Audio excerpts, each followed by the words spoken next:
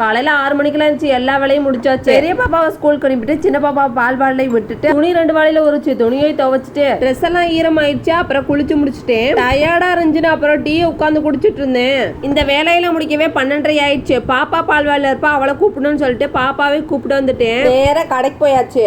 கடையில போய் பார்த்தா பிளாஸ்டிக் வந்து லோடு எடுத்துட்டு இருந்தாங்க. எல்லாத்தையுமே ரொம்ப வந்து சேர்ந்துருச்சு. அதனால வந்து லோடா தம்பி நிறைய நாளா இருந்துச்சு. சின்ன பைகள்ல பிளாஸ்டிக் இருந்துச்சு. பெரிய போரெல்லாம் மாத்திட்டு அதை பூரா தச்சுக்கிட்டு இருந்தாங்க.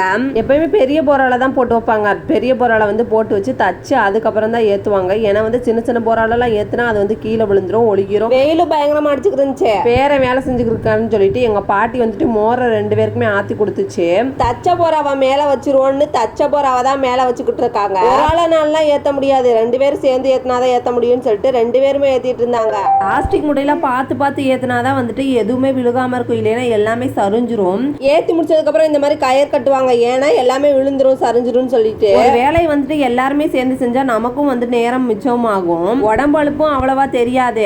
எங்க மாமனாருக்கு வந்து இருந்தே அந்த வந்து லோடு ஏத்துறது இந்த மாதிரி விஷயங்கள் வந்து நிறைய தெரியும். ஏன்னா வந்து வண்டி வச்சிருக்கோம்ல, அதனாலதான் பிளாஸ்டிக் ஏதாவது இருக்குன்னு சொல்லிட்டு ஒரு தடவை செக் பண்ணிட்டாங்க. செக் பண்ணி வந்துட்டு எல்லாத்தையுமே கட்டி வச்சுட்டாங்க. ஏன்னா வந்து போகும்போதே வந்துட்டு ஒரு போரா விழுந்துருச்சா போன தடவை, அதனாலயே எல்லாத்தையுமே கட்டி வச்சிருவாங்க. இருக்கா எல்லா வேலையும் முடிஞ்சு ஏத்தி வச்சாச்சு.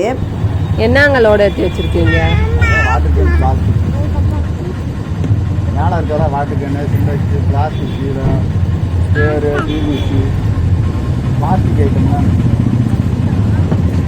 சாப்பிட வந்த கொய்யோட பாப்பாவையும் கூப்பிட போனேன். மழை வந்து சரியான மழை, அங்கே ஃபுல்லாக தொப்பு தொப்பான்னு நனைஞ்சிட்டு. அதுக்கப்புறம் பாப்பா வந்து சாப்பாடு கட்டலாம் அவளுக்கு வந்து போட்டு தந்து. மழைக்கு அதுக்கும் நனைஞ்சதுக்கும் அதுக்கும் ஏதாவது சூடாக சாப்பிடும் போல இருந்துச்சு. டீ இருந்துச்சு கொஞ்சோண்டு, அதையும் சூடு பண்ணிட்டேன். மழை காலத்தில் இந்த சூடான ஐட்டம் சாப்பிட்டா சூப்பராக இருக்குன்னு தோணுச்சு.